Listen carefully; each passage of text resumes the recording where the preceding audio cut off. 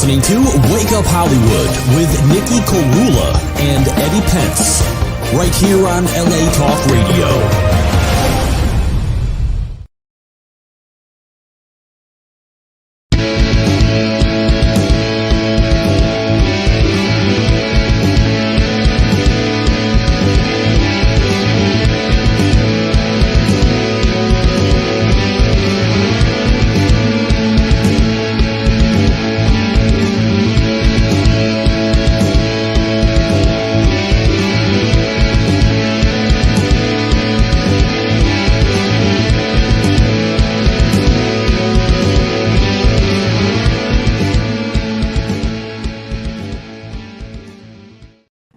Wake Up Hollywood, this is your host with the most, Nikki Korula. We're going to jump right into this interview. We have a very, very special guest, one of my favorite painters in the world, Mr. Justin Bua. How are you, Justin?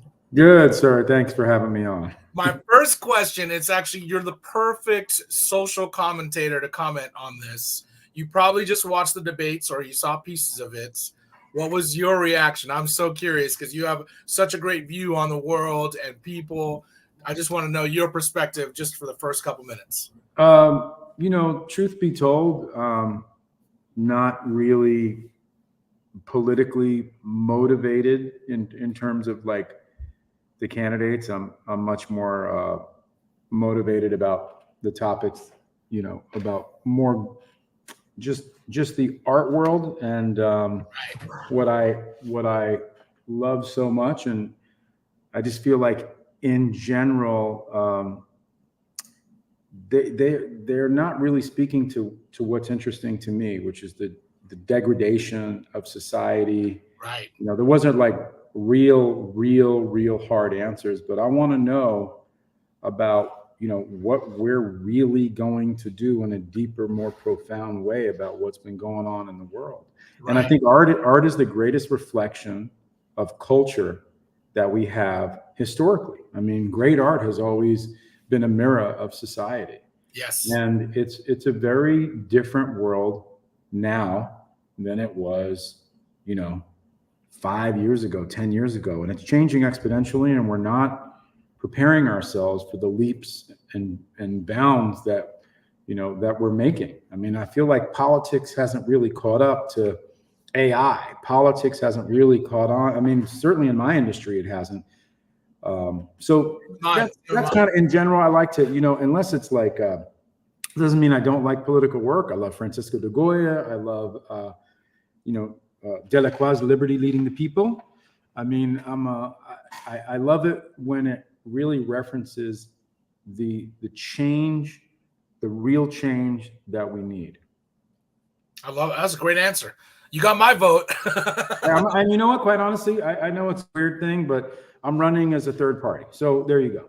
That's awesome. Thank you. Awesome. Well, you've been making some really cool art for a long time. Thank you. And you've been having this really cool perspective on, kind of like street art and hip hop and sports icons and jazz. We're kind of influenced by a lot of the same things, which I love, which is what made me gravitate towards your art. I had the Piano Man 2 up in my apartment for years and years and years. And my brother has the Jazz Trio, which I know many people have that piece. But let's go way back. You grew up in the Upper West Side of New York. Yeah. And then, like, what made you kind of like, what was it, a piece of art? Was it an artist? I know you, from your artwork, it seems like you're influenced by Dali and Picasso, but what was the piece of art? What was the moment of Zen for you that made you kind of want to direct your life in this path? My grandfather was a letterer. He was a very hardworking and, old school. It's like we talk about politics. Like, why are we not talking about the kids not wanting to work anymore? Why are we talking about everybody's cool with just getting a handout? Right. When my grandfather came up, he was in a factory working at 8 years old. Do I think it's a good thing? No, but he had what the kids today don't have, which is grit. And right. I think he taught me a lot of grit. He was a letterer. He did Felix the Cat. He did Bazooka Joe. Wow. He hustled on his own. He had his own comic that was a rival at one point to Mad Magazine until they put him out of business. He had Frantic Magazine. He was a good painter, not a great painter, a phenomenal letterer. So dope that when I would have my, famous graffiti writer friends over, I would just be like, have my grandfather do some wild style or a burner or some 3D, and they'd be like, what? Like they couldn't even believe it because it was better than any of us. That's amazing. Because he had the old school skill set, the shit that people don't do anymore. And so I think that's the real, that was what I got from him. And I learned a very hard working ethic that I just feel like is just lost. Is lost. Not for everybody, but for more so than I've ever seen in my life. Right. Yeah, I think a lot of it is the digital age has changed a lot of that. It's like having all the information in your pockets versus having. We grew up in a generation where it's like, go look it up. You know what I mean? So you'd have to go to an encyclopedia and go thumb through it. Like that's not really an option, and people just have everything in their fingertips. So I love that you said that because I see that too, and I see it in younger artists and the next generation too. And I think every generation gets a little lazier than the next, and I think that every generation is trying to just. I guess they're trying to do their best, but I totally agree. The grit thing is. Yeah, I don't think they're trying to do their best. I think we've created I got 3 kids. I'm not talking out of not having the wisdom of raising 3 children. I think that we've created a trophy generation of kids. Totally. Everybody deserves a trophy. Everything is Nerf edged. Don't hit your head. Don't fall down. You did as good as him. We all know second place is first place for losers. Like we're not, you know what I mean? Like the grit, the real grit that other countries have. Right. They talked a lot in the debate, but let's be real. Like, why is China so successful? Because they got grit. Why are immigrant families so successful? Because they have grit. Yep. And I think that as a country, we've lost the grit because like you said, like kids are like, well, I deserve that. When I was a teacher, this is a really crazy story. When I was a teacher on my last day after 12 years at USC, and a lot of people joke, and I never liked it. I went to school there. Yes. Okay, but you know what they say? The acronym is University of Spoiled Children. I don't like that because I taught there and you went there. Yeah. Right? Yep. But like a lot of people, when I went around, I said, what do you want to do when you graduate? And I kid you not, everybody said, I want to be a CEO. I want to be the president. I want to be a millionaire. I want to be a billionaire. I want to be the top dog. I want to be the leader. I want to be making money. I want to be famous. Nobody said I want to be a great artist. Wow. Now, I'm not saying I've had great artists come through the system. Right. Okay, I've trained great artists. I've watched kids who were diamonds in a coal mine. I mean, just incredible. Come from nothing and become something. But it's that attitude that softens you. Yeah, you can have that attitude and be successful, period. It's entitlement. I say entitlement is like the most dangerous characteristic because it just doesn't teach you survival of the fittest. It doesn't teach you grit. It doesn't teach you hustle. And I think that's everything to like you make like the phrase that I was kind of taught was like the harder you work, the luckier you get. And it's like, that's right. That's really how I think. And I love that you think the same way. And there's a lot of parallels because you actually went to the College of Design in Pasadena. I grew up in Arcadia. Okay. So tell me what that experience was like for you. You're a young artist. Yeah. You're crossing the country to the other side and you go to a school full of artists. Did that help you kind of develop your style? Was it kind of stifling as an artist to try and figure out your own unique style when you were trying to learn other people's styles, Great question. And I went to high school. Well, first of all, let me backtrack. I went to High School of Music Performing Arts in New York. Awesome. So I was that was a scholarship school because the other options were like, you're going to get your ass kicked at Martin Luther King High School or, Brandon. You want to be going to like Bronx Science, Brooklyn Tech, or LaGuardia, period. And I got into LaGuardia, found out later I was like a bottom choice. I was like the very last choice. I got in, I went there, and when I got into the Art Center College of Design, I thought I was top dog. Because, Art Center at that point was a little bit like a military academy. Right. It was rough. It was like, You're going to go through basic training. They're going to put you through the cycle. They're going to wash you. They're going to grind you. And it's, you know, it's not fun. And when I went, I thought I was the man. And the first day of class, I was drawing and I looked to my right and I saw this kid Victor's drawing. I looked to my left, I saw this kid John's drawing, and I almost cried. I was like, because I've never been unrealistic about where I am. If someone's better than me, I'm gonna say, hey, you're better than me. You could draw better than me, I'm gonna admit it. You know color, composition, value, design, atmosphere better than me, I'm gonna admit it. Everybody, with the exception of a couple people, were better than me in that room. We were in a portrait drawing class. And I felt shameful. And I went to the hallway and I said, this is insane. Like, I'm so out of my league. These people are so much better than me because I'm at the Harvard of art schools and I'm just below them. And then I walked back in the room. I saw one person that was on my level, maybe one person that was worse than me, and then like 80% that were better. And I was like, you know what? You're just going to have to grind. You're just going to have to get better, you know, because you're not as good as them. And here, it's a hard pill to swallow. It's the kind of thing that kids today, they can't swallow that. Hey, you're not as good as them. What are you talking about? How dare you say that? That's bullying. And, you know, the typical neo-Marxist, you know, thing where, you know, it's always the oppressor oppressing the oppressed. You know, like that's people's attitude. If I say something that I feel on Instagram, you see the post right now that's 12 million views. It's going wild. And there's a lot of crazy stuff that people are saying. But it comes from that is because I'm on the other side. Right. I'm not the best one. I am the worst one. And I got to swallow the reality of that.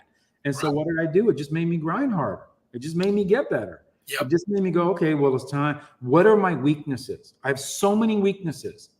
What are they? You know, and then I started realizing what my weaknesses are. And I had different levels and experiences. So on top of that, I'm in Pasadena. And so I'm a hard rock kid from New York City. And I'm here with all these LA people saying hi to me, being friendly. And I'm like, are you trying to play me? Like, are you trying to like hustle me? Are you trying to hustle me? Like, because where I'm from, right. You know, like that kind of attitude is going to be like, you're trying to rob me or like, so yeah, it was definitely a very different experience. It was my fish out of water experience, but I learned and I learned from not just my teachers. I had some profound teachers, but I learned from a lot of the students who were just better than me. I feel like, you know, when I went to USC, School of Music, and I felt the same way. It was like, I learned more from the students, I think, than some of the faculty, just because it was the students that are going to push you when you're not in school and you see them practicing or they're in the practice rooms for 6 hours. You're like, oh my God, I need to be doing that. So it's just like when you see somebody that's that good, it kind of like pushes you to kind of dig into what you can do. And what's ironic is you've made some of the most iconic portraits. So for you to be in that class and now looking at your work now, I mean, you've done some really unique and beautiful portraits of great artists. We're going to talk about some of them, but how did you kind of start developing what colors you want to use? Because like, I think you're kind of a genius when it comes to coloring. Like the paints, the colors that you use. I mean, they almost look like textures in a painting that are three-dimensional because you do so much with them. And, you know, in a world where I studied opera and I studied all the, you know, great artists that came before, and I'm sure you did too. How did you use those things to create a new voice for your work? Well, thank you. I don't really have a lot of people telling me I'm great at color. I feel like I'm great at a lot of things. Color is one of those things that's like composition, where you can never get too great. And you look at like the classical people that are known to be great, or Vuillard, Bonnard. Those are both impressionists. I really like Degas. I mean, there's so many people who are great at color. Thank you for saying that I'm one of them. But I think that to me, color is mood. You know what I mean? Like, the most important thing in a painting is shape. The second most important thing is value, which is dark to lights. And the third most important thing is color. So it doesn't even hit my radar. And like, I could have the wrong color, the right shape, the right value. It'll look okay. Right. So you might be tricked a little bit because my value's on point, that you're like, oh, Boo is good at color, but I might be just hitting you with the value and your mind is going, ooh, that's nice. And the better you are with value, it's like the same thing about drawing. The better you are at drawing, the better you are at painting. Most painters' mistakes is bad drawing. Right. Most painters' mistakes is bad drawing. There's some painters who are decent at painting, but they can't draw, and that's always unusual to me. And because of that, there's a weakness. There's always a kind of a weakness. And I think that for me with color, I've always been muted for most of my life because I was influenced by a lot of the Dutch masters, like Rembrandt was a very, very dark palettes, beautiful colors, but dark as hell. Right. Hans Holbein, Bruegel the Elder. So I feel like these colors mixed with maybe my New York City color palette, which can be very dismally gray, but there's nice things about that, right? There's a warm gray. There's contrast. There's a blue gray. Yes. There's a cool gray. So like playing with the nuances, I guess like music with tone, just these little changes of tone in color can make a painting stand out. And if I could create a color that's tethered to the emotion of the portrait, that's high level painting. And that's what I try to do. Anytime I'm painting a portrait, I try to get the spirit and then echo it third with the color. First it's shape, spirit, value, and color. Well, let's, you know what? Let's show a piece real quick. I want to show the first two pieces that I first laid my eyes on that made me gravitate to everything that you did and have done. Let's start with the Jazz Trio. Let's pull this up. Sam, let's pull up Jazz Trio if you can. Yeah, Jazz Trio's super old school. 96, man. I was so young. What a great image. I mean, like, this was one of the first things I ever saw, and nobody was really painting stuff like this. What I love, it's like you have the kind of like the influences of Dali where you're bending shapes and size, contortions and depths, but you have the colors that he would put in his paintings. Dali's my favorite painter. Besides somebody like yourself, you are my favorite contemporary. And it's like you both use color to create the characters. It's like all of your characters come to life because of the colors that you use. Even just the stark contrast between each player in this piece. And like, I'm a musician, so like, you see this pianist playing, and you see in purple. Then you have the trumpet player in green, and you got the bass player. I mean, everybody has this unique part of their character to make it what it is. And it's like the swirls of whatever, the curtains or whatever, the back lights. Tell me what inspired this. I've been dying to ask. Yeah. Well, it's funny because it's such an old painting that to me, I'm like, whoa, I was so young when I did that. This was much more of an emotional piece, but it's predicated on the S curve, and it's a very classical compositional trait where you could see the S curve from the piano player, coming up to the trumpet and to the bass, and so it's an S, and then you have a counter C curve, right? You have that C curve coming down, and those are the curtains. Everything is ensconced in washed in red light, I guess. The direct light is a hot, warm light coming across the keys. And everything is kind of what I did back then in the early Bua days. Everything was like gradating warm to cool. Like so exaggerated that it was like the keyboard is so hot, and then we go to cool, which is jazz, right? Like it's hot, it's cool, it's red, it's blue. It makes me think of Monk, Coltrane. Yep. And the jazz clubs that I, frequented when I was a kid, going to some of the clubs downtown and even uptown in Harlem, really experiencing it firsthand, not only just hip hop, but really jazz. And so, now I would handle the painting in a completely different way, but the early pieces I'm not able to reproduce anymore because they're vibe pieces. Right. Like, this is not a technical anything. It's stiff. It's the colors are simple, but the vibe is just so, when people think of Bua, like when they think of me, they think of like this, like that's quintessential Bua, because people can just, it's like a feeling, it's a vibe. And I'm going to tell you this. So I went to school studying classical music, but all my roommates were jazz musicians. And what was so amazing is that's when I started discovering your art, like when I was in college. And what was so amazing about it was you made jazz so cool. Two jazz artists were showing me your art, and they're like, look what this guy's doing. He's like, he's capturing jazz in a way that makes it cool again, because in some era, like, you know, jazz in the 50s and 60s was the pop music of the time. And it's like in the 90s and the 2000s, it became like almost like the background, you know, the background music. And you gave it this voice of like the essence of cool again. And that's like, I'm going to tell you, a lot of jazz musicians who are listening would agree with me that you made jazz musicians cool with this. And I want to pull up another one. Let's pull up Piano Man 2, because this was the one that, well, I remember looking through a music store, and when I saw this was hanging up in my apartment for a long time. When I saw this, first of all, I got to compliment you on the piano. The piano, a lot of painters don't get the instruments right. They don't get the details. They don't get the ivories. Like they don't get all the, you know, kind of like the tones of the colors right.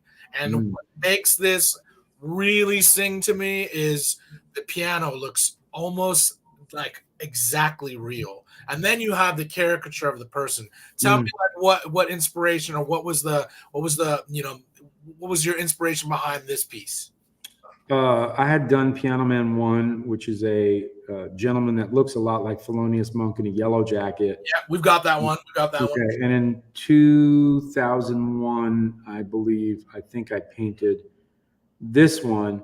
And believe it or not, I painted it in one night, in one sitting. Wow. It was a 4 foot by 3 foot canvas. I painted it in acrylics. I really was into making all my acrylics feel like oil paints. So that was a whole other technical thing that I don't know is relevant or not. And once again, colors, muted palette with a little pop, much like a James McNeill Whistler, or, you know, one of the Hokusai or Hiroshige, the Japanese wonderful printmakers. These are the ways that I'm trying to display just the notes of jazz, the notes of cool.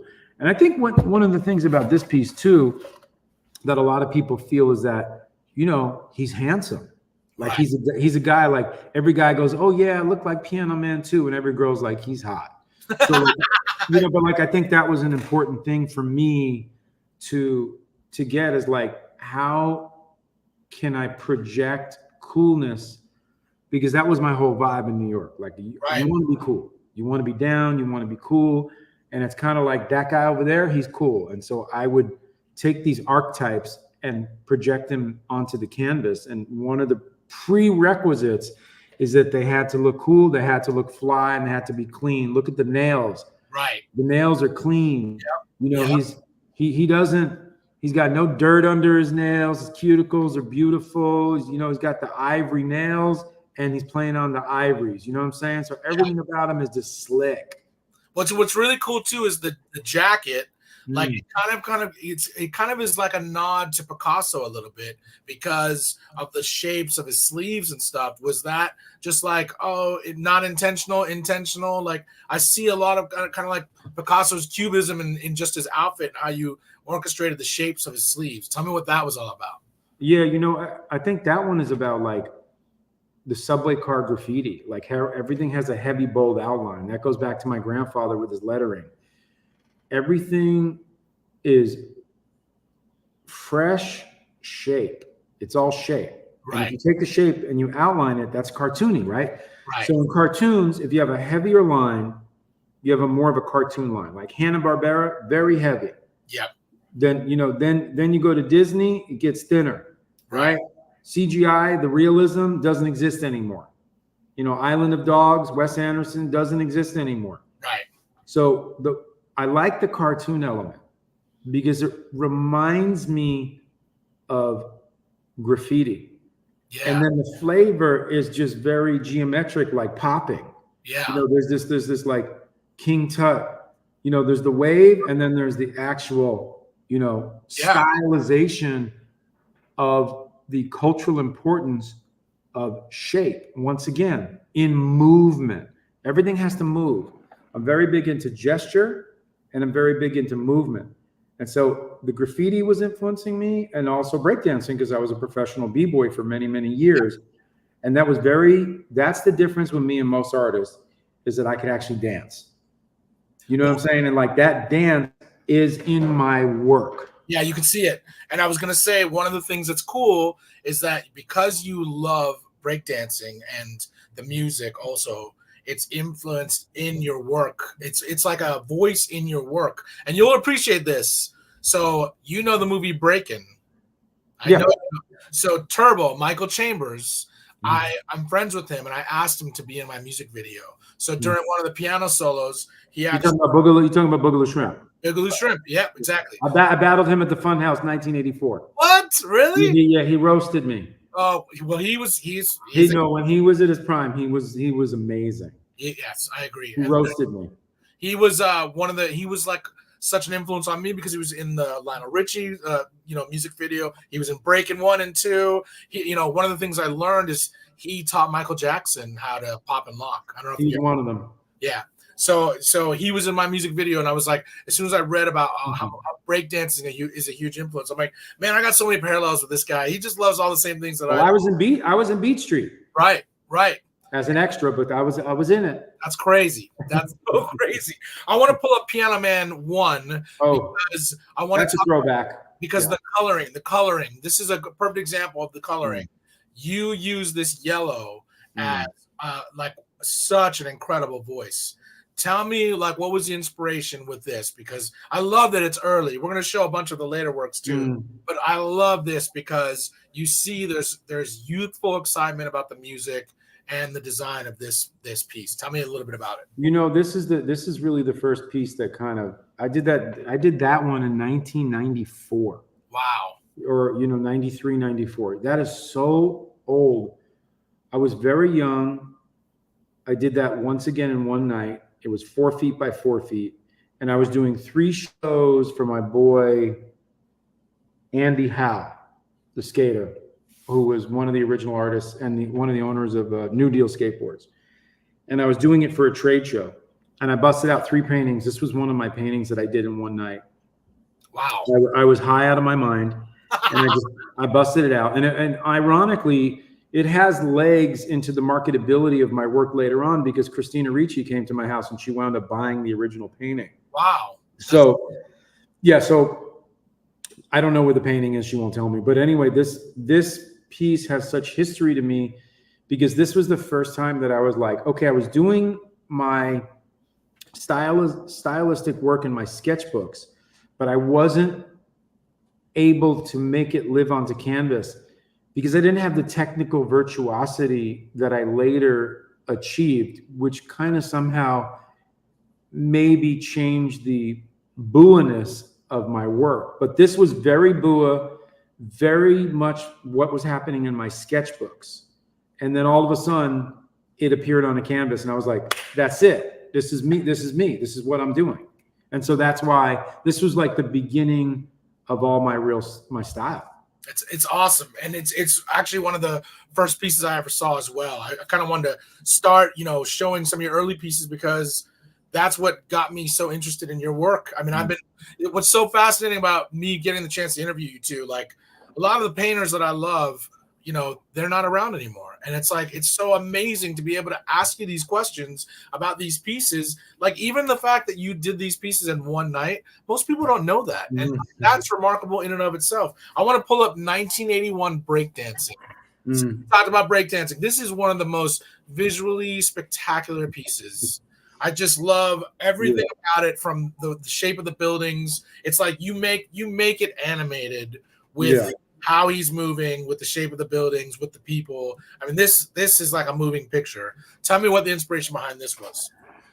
Well, I'm born and raised on 98th and Broadway, and Rocksteady Park is on Amsterdam, 100th Street. So I'm growing up next to amazing dancers like Crazy Legs, and Ken Swift was a block away from me. Doze Green, my friend Doze, great friend of mine. original Rocksteady crew, the famous graffiti artist. He was a block away from me. So all of these nascent moments of the culture were happening in my neighborhood. So I bore witness to these early moments, and I would go to Rocksteady Park. I would dance at the Douglas projects. I would dance at some of the projects. I would battle these kids. I would go to the Roxy. Like I said, I was in Beat Street because I was there at the right place in the right time. Right. But this was a reenactment of the moment where the backspin became the windmill. So it was called the continuous backspin. And that moment where it kind of took flight, I think it's credited to Crazy Legs. People can argue about it, but this was that era when things started to fly. Now it's just off the charts. Now it's just like, I don't even know how people are doing like 14 elbow tracks to head spins to, Right. It's just like, forget it, right? Because we were much more style centric. And then it also is, part of the culture. People are wearing their Kangos, their Gazelles, they're dressed up in the regalia of the movement, the Adidas shoes, the gold chains, the belt buckles. My boy right there with the white Kango on the B-boy's right foot, the foot on the left side of the screen, you could see the Puerto Rican flag on his belt buckle, the boombox in the background, people looking out the windows, birds, pigeons flying. I mean, these were those moments where we weren't distracted by the phone. Right. We weren't on like, oh yeah, that's cool, but you should check this out, right? Like, I'm gonna send this guy like that. So now we're lost, and I feel like we were more collectively connected. If you could see here, there's a black girl, there's a Puerto Rican dude, there's a white guy, there's an Asian girl. We came from downtown, uptown, Brooklyn, Bronx, Queens, Staten Island, New Jersey. Everybody came together because we all love dancing. We all love community. And we're very separate now. Right. So we're in a different spatial mindset. And so this is the celebration of culture.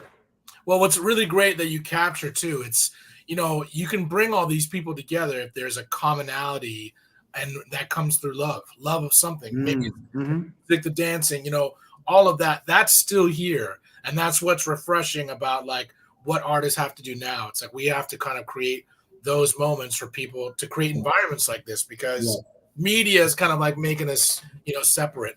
I want to go move to another picture. So you started doing some amazing portraits of real people, real artists. Let's pull up Prince. Let's pull up any of the Prince pictures, paintings. This one is one of my favorites, Prince the artist. So I love that you have the third eye sunglasses. Like really like captured who he was and his spirit in this picture. Tell me how much of an influence he was on you, because he's a huge influence on me. And first of all, Prince is a virtuoso. Let's start there. Yeah. Secondly, I hung out with Ronnie Wood from the Stones. Yeah. We went to see him at Nokia. He was doing a small show. So I was sitting in the pit with Ronnie, and at intermission, I was hanging out with him, and I was like, yo, because Ronnie's a painter too. I don't know if you know that. Oh, I didn't know that. No. Yeah. So I said, yo, like, how good is he, bro? Like, because you hear like he's good. Like, I know he's good. Like, he's flavorful. But how technically good is he? You know what I mean? He's like how he talks, right? So he's like, I'll tell you, I asked Eric Clapton the same thing. You know what I mean? He's like, I said, who's the greatest guitar player of all time? And he says to me, looks me in the eye and says, it's Prince. And I was like, Eric, wait, I want to rewind that, bro. Are you telling me, Ron Wood of the Rolling Stones, are you telling me that you asked Eric Clapton who the best guitar player was that you knew that was alive today, and Eric Clapton told you it was Prince? And he said, that's right. And I was like, God damn, man. like the singing was ridiculous. The dancing was nuts. Yes. The charisma was crazy. The dude was on bass.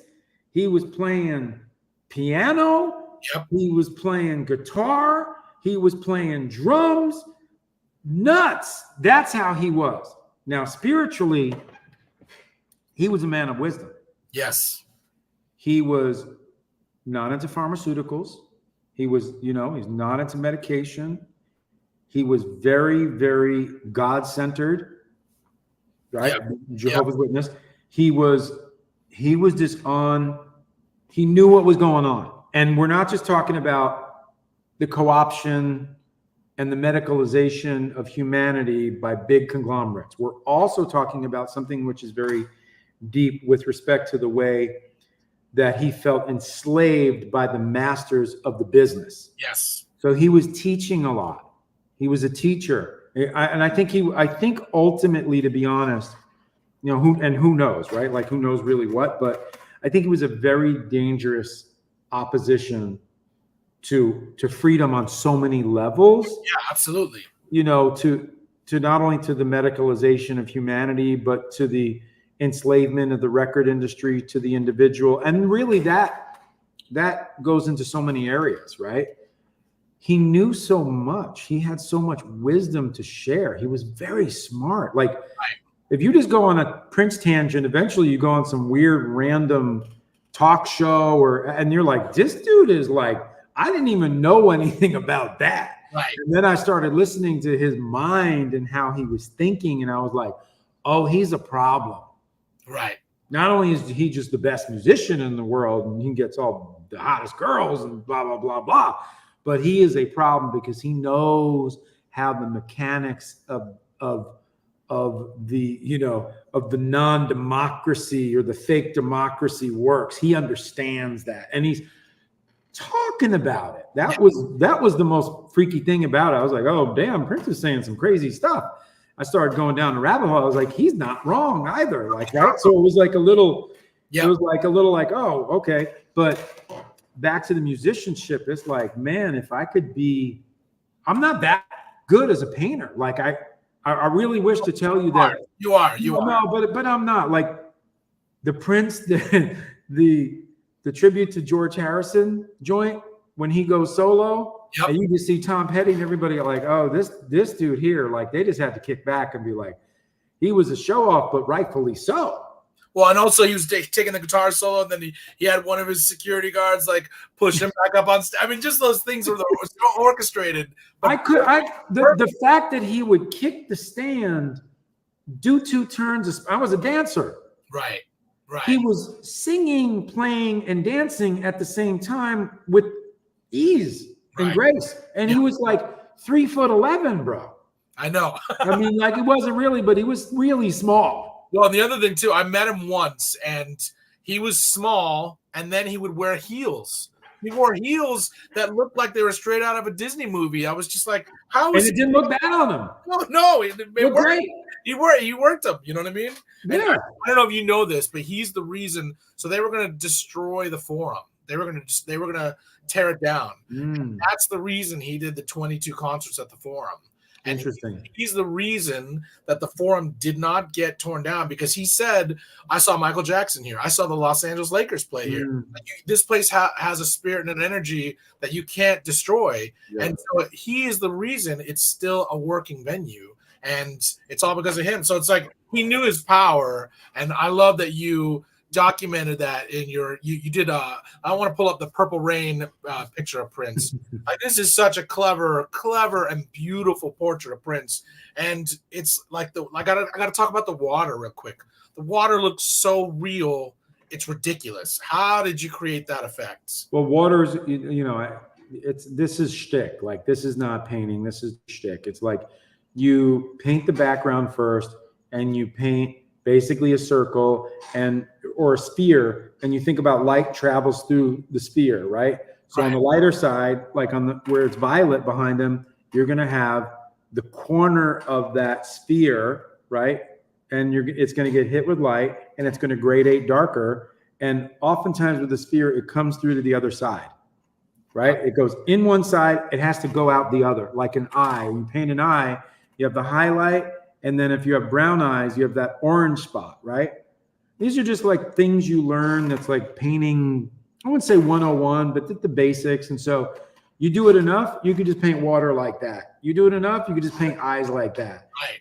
But it was, I wanted it to be very realistic, contrasted to how stylized the head was.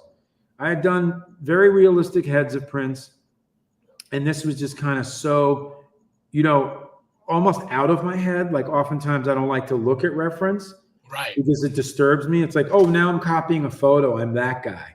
I don't want to be that guy. right. I want to be a guy who just kind of creates a Prince that we've never seen before. So that's kind of how and then the emblem of Prince is like when that moment where I didn't really like that, when he's like, I'm going to be a sign. I understood the purpose of it, but it was like, come on, you're Prince. Right. It's like the best name ever. Like now you're sign, but the name is just so perfect. I really like when he came back to the name.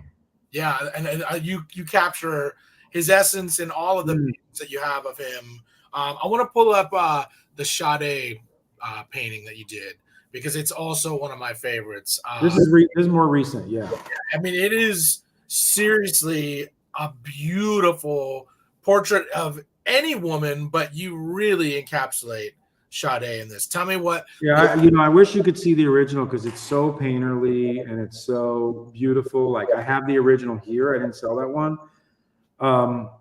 But yeah, like Sade is another person that we grew up with. Unfortunately, a lot of the kids don't even know who she is. She's like one of the greatest ever. Yes. She's one of the greatest ever. And she was so beautiful, and her music was so, captivating, and it spoke to a generation of peace and tranquility. And this is a bit of a amalgamation of Art Deco. So we're talking about artists that I love so much, like Alfonso Mucca and Erte. And this was I feel like she spoke to the world, emanating floral energy and light. And at the same time, she's like in the heavens and space, right? Right. There's something ethereal about her, and she's that.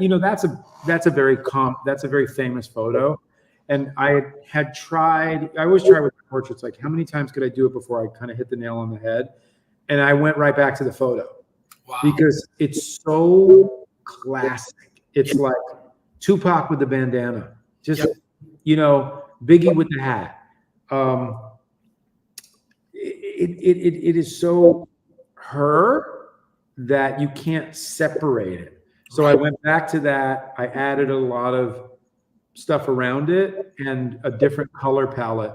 And like I said, we're seeing it on a screen, but that is actually, because it's a pretty recent piece. It's 2022. It looks super vibrant, especially. Yeah, but if I showed you the original, you would lose your mind. Wow. Because the oil paint is so thick and juicy. You see, now I'm painting in oils, and oils is much more sensual. And it's like, when you see this painting in its original, you're going to lose your mind. I'd love to see it. I would love to.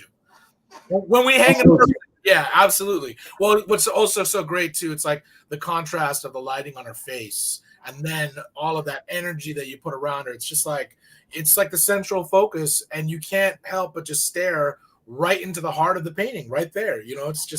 It's really, really beautiful, and just thank you, bro. Unbelievable. Thank you so much. I want to move to some hip hop, because we got to pull up the Run DMC picture, because the Run DMC picture is seriously one of the coolest, just because of the way you kind of have them all positioned. Yeah. And Run DMC, they're so old school, and they're like one of the icons of hip hop. So we're gonna pull up here it is.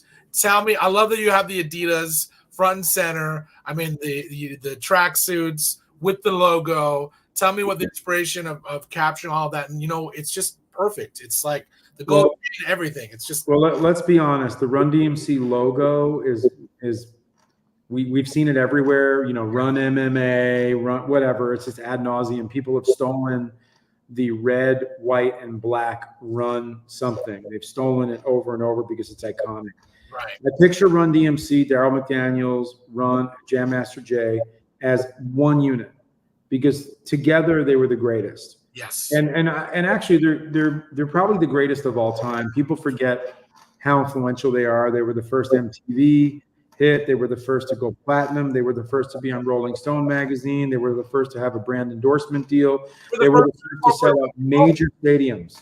Yep, and they combined rock and roll. I mean, nobody was doing the same. They were the first to do a crossover with Aerosmith. Yep. I made a documentary that I directed on Run DMC, actually called Walk This Way, which is really freaking cool, where I was interviewing Daryl and Melly Mel and Kaz and MC Light and Ice-T. So, yeah, but that's how I saw it. And then the original is owned by Russell Peters, the comedian. That's awesome. That's awesome. Yeah, it's like one of the iconic paintings. I mean, it's just so cool because it's so bold, so simple, but it's like how I think a lot of the things that you do to encapsulate the people is what makes it so great. You know, it's really powerful. It's really, you know, it's funny. I was going over, I'm going through my sketchbooks because we're archiving all my work. Like if you see what's happening over there, you see all those flat files? Yeah. All my work. Amazing. I built this location to house all my work. And so I have people that work for me and we're all archiving my work. And today we're breaking open my sketchbooks. We found all these Run DMC drawings I haven't seen in years. I'm doing a collector's edition of Legends of Hip Hop. Wow. So the first edition, I had like 50. In this edition, I have new artists like Lil Peep, Jazzy Jeff, Fresh Prince, Cypress Hill, a lot of the people that I never showed in my first book that I never painted.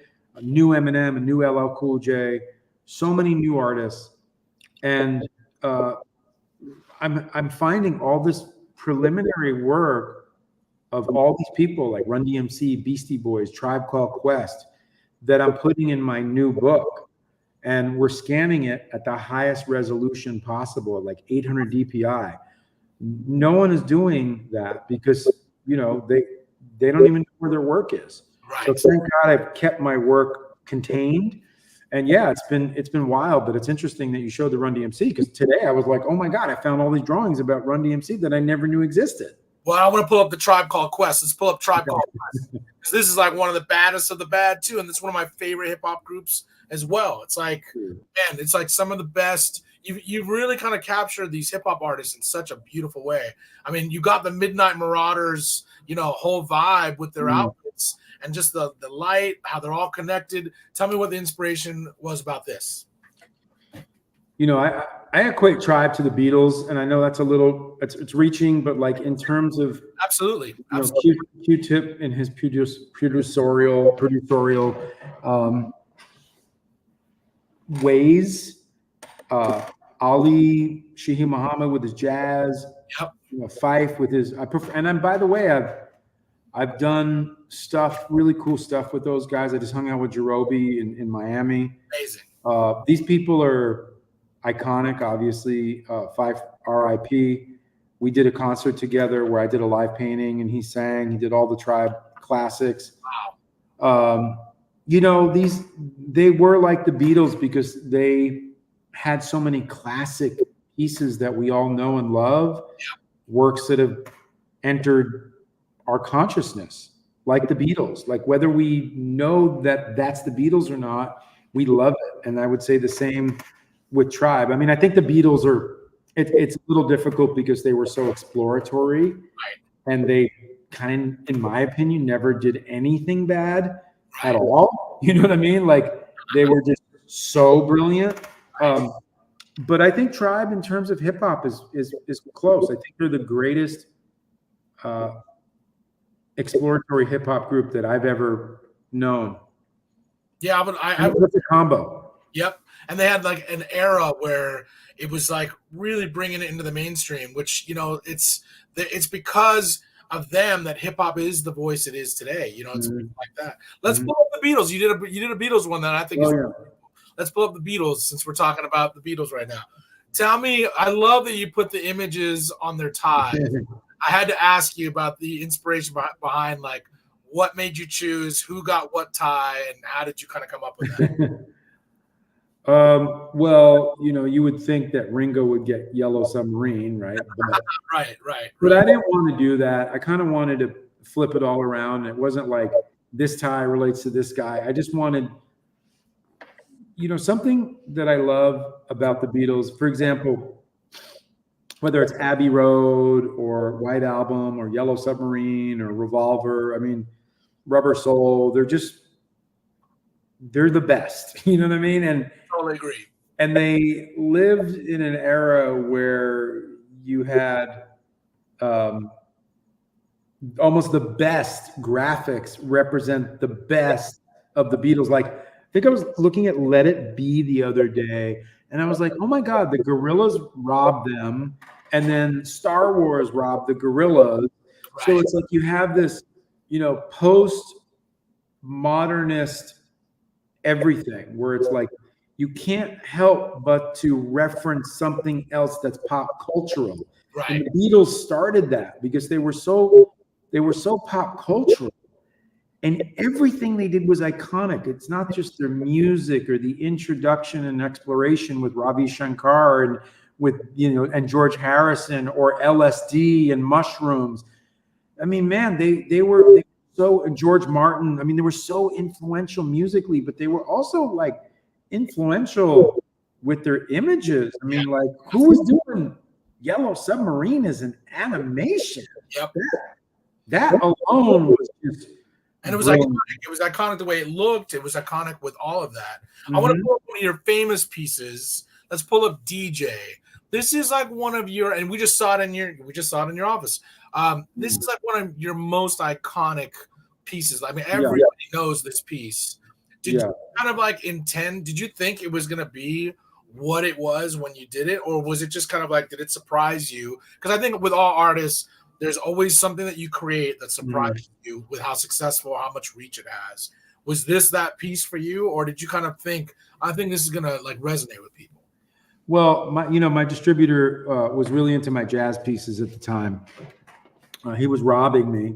He was making me famous, but I wasn't getting the money that he had promised me.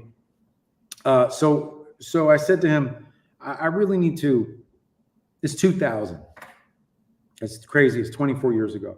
I said, I want to do a piece that is reflective of my hip hop world, and I want to paint the DJ. And he was like, no one's going to put a DJ on their wall. So I did a sketch. He showed the sketch around. All the people that carried my work in downtown New York were like, oh, no one's going to put this on their wall. That's crazy. People want jazz. People want, Marilyn Monroe with the skirt coming up, Al Pacino, Scarface. These are like, Beatles, John Lennon, Strawberry Fields, whatever. Elvis. These are the iconic posters. And I was doing posters at the time, and I was very successful. And I was able to leverage a verbal deal where I said, if I'm able to have success with my next jazz painting, I don't remember which one it was, maybe Jazz Quintet, will you allow me to paint my DJ? He said, sure. So I did pretty well. And he said, okay, you can paint the DJ. So I spent a lot of time painting the DJ because I wanted to, this was my one shot. I had an audience out there. This is pre-internet, right? Really. Right. So like I had an audience, and I had a vast amount of people that were carrying my work in the mom and pop shops, the rock and roll shops, the head shops, the college market. And I did it. And when I did it, he took it around and he tried to sell it. And none of the vendors wanted it. Crazy. They're like, oh, we don't want to touch that, Bruce. It's just it's painted well, but the subject matter is irreverent. It's subversive. It's just, no one wants to who's DJing? Right. Can you imagine that, right? Like now everyone's like a DJ, right? You could be like DJ slash doula, DJ slash barber, DJ slash whatever. Every celebrity is a DJ, right? Every reality star. So, but at one point, it was not really cool to be a DJ. So no one picked it up. And for about a year, I painted and finished it in 2001. About a year, it just sat there and it didn't move. And I was like, wow, I failed. He was right. Bruce, my distributor, was actually right. I couldn't believe it because I was like, this is the greatest painting I've ever done. Once again, you see the original. It's crazy. These colors are weird. So he handed it off to a company in Canada called Imaginus They were a college market door-to-door company that would sell prints in college vans. They would go to one school, then drive to another school, then drive to another school. My print started to sell really well there. Wow. And all of a sudden in Canada, they started to blow up. And he's like, oh, we have to produce more DJs. People in Canada are buying them like hotcakes. It was like, it went from like selling 100 to selling 1,000 to selling 10,000. Wow. And by the time everyone's like, well, what's hot? And they're like, well, this DJ image is hot. And everybody who didn't want my work is like, oh, well, we want that work. Next thing you know, I sold 16 million copies of the DJ. Wow. Wow. You know, and by the way, it's been in, you know, feature films like Entourage, Slum Village Video. I mean, you know, you name it, you know, on shoes, on T-shirts, I don't know, Hot Topic, this, that, the other thing. Like everybody loved the image, and it became a classic, iconic image for a generation. I think this is the most sold painting of our time. Yeah, that's what I read. I read that somewhere. That and by the way, if you notice in the background, I'm shamelessly exploiting my other painting, Rising, which is what the DJ would have in the background in his world, right? So the DJ, the other thing about this painting is that I feel like I love to show artists in their element. You know, the DJ is spinning. He's not in front of an audience. It's like he's not a trophy kid. He's an 80s kid. Like he's by himself in a basement. Yeah. He's got an endless supply of vinyls. He's got a Wiggles VHS tape that he watches. He's got graffiti that his boy did on the wall. He's got one light bulb. Yeah, right. Very classic, by the way, because a lot of the masters used to paint one light source, not ambient light, not a reflected light source, not another light source, one tungsten warm bulb. Yeah, sure, there's a little light illuminating the DJ turntables, tiny. It's not affecting the atmosphere. Right. It's not affecting the color and value of where you're getting the vibe of the room. You know what I mean with that? And that's all you need. Yeah, right. And so this image, and by the way, this is also, you know, my statue that I had of the DJ sold out right away. This image is ubiquitous. And people have copied it for generations now. It's weird to say generations. Your instincts were right. You know, it's like, that's what you have to trust as an artist. It's like, you can't listen to anybody. You can't listen to anybody in the industry. You have to listen to your heart and make what you want to make. I want to do a quick segment of sports icons. I want to pull up the Michael Jordan first. Let's pull up the Michael Jordan. This is a super iconic image with the shoes, with him flying through the air. It's just one of the most baddest images. And you captured it. So tell me, what was the inspiration behind it? What made you want to paint Michael Jordan? It totally like a pivot from what you did with all the music stuff. Well, Michael Jordan's my favorite athlete of all time. And by the way, that's about a 1 hour painting. So that was never even designed to be anything but a quick sketch. So wow. Just to let you know, I did that whole painting in an hour. It's designed to be a much deeper, bigger painting, but I never kind of got to it. But yeah, you know, Michael's, once again, greatness. Yep. You know, I was watching Michael Jordan highlights the other day. You know what struck me weird? What? I've never seen anybody do this, and this was the craziest thing I've ever seen. Every play, this is true. Every play, it felt like he was going to die if he didn't get it done. I've never seen LeBron do that. I've never seen Kobe. Kobe's great. LeBron's great. Charles Barkley's great. Magic's great. But nobody was like, every single play, they were going to do it to the fullest capacity or they would die. Yep. And that's how I feel about painting. If it's not like, which is ironic because I only spent 20 minutes on this or an hour on this, but I feel like great painting is the same way. Like you got to kill it. Like I killed the DJ. I slaughtered it. It's got to be done, like done. That was what struck me weird about Michael Jordan as I was watching highlights the other day. I couldn't believe how every play, I was watching with my friend who was a big baller, and we were just like, Jesus, he tried, like everything is like, I'm going to do this or I'm willing to die. Right. I don't care. He's playing the Pistons. I don't care if, you know, Rodman hits me and John Sally smashes me. And I'm going to die in the paint. A lights out player. Like it was like all or nothing. Nobody was like that ever. Maybe Larry Bird. I'll give him that. He was like win, win, win. Like I'm going to die or win. But Jordan was extensive and forever. Right. Like that. Well, I wore a shirt of somebody you need to paint. Magic Johnson. You need to do a Magic, man. Magic is he's my top 5 of all time. Me too. I want to pull up one last painting because we're running out of time. Okay. I want to pull up the Kobe Bryant's, the Black Mamba. This is a tremendous painting. And you know what? I was staring at it today and I was like, it's so cool that you put the Black Mamba on his wrist. Like that was such a cool move. You have the coloring, you have him just flying through the air over the Staples Center. Tell me like what was behind this? I mean, it's funny. I did 3 paintings of Kobe. I did that one.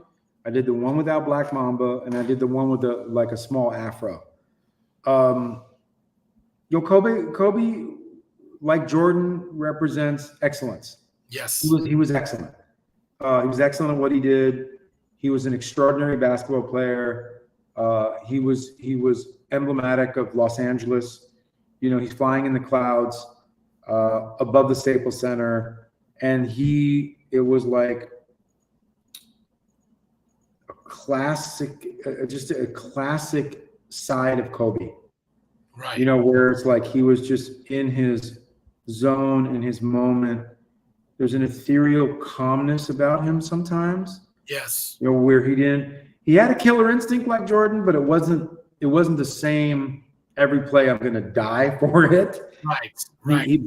Because in a lot of ways, he was maybe a little bit more talented. Like he couldn't jump as high, but I just feel like he had, because he started so much younger and he got into the league so much younger, and his dad was a ball player. And then he's just got a weird, worldly, calm, beautiful energy. And I wanted to showcase that. And once again, that comes back to like my portraits. It's like I want to showcase the spirit of the artist, whether they're a basketball player, a jazz musician, or a hip hop artist or whatever. Well, you did it, and I love the expression on his face. Justin Bua, we're running out of time, but I just want to say what an honor and pleasure it was to interview you tonight. Thank you, brother. And I hope that whatever future works, we'd love to have you back and showcase those works as well. You're a tremendous artist. You're a tremendous painter, and I know everybody can find you at Justin Bua on Instagram or justinbua.com for all of your work. But thank you for being a guest on Wake Up Hollywood. I really appreciate it. This has been a fascinating conversation that I will never forget for the rest of my life. Yeah, I appreciate that, man. Really, it was a great opportunity for me. Thank you. Well, awesome. On behalf of Justin, myself, and Sam, we'll see you guys next week. Peace and love, and take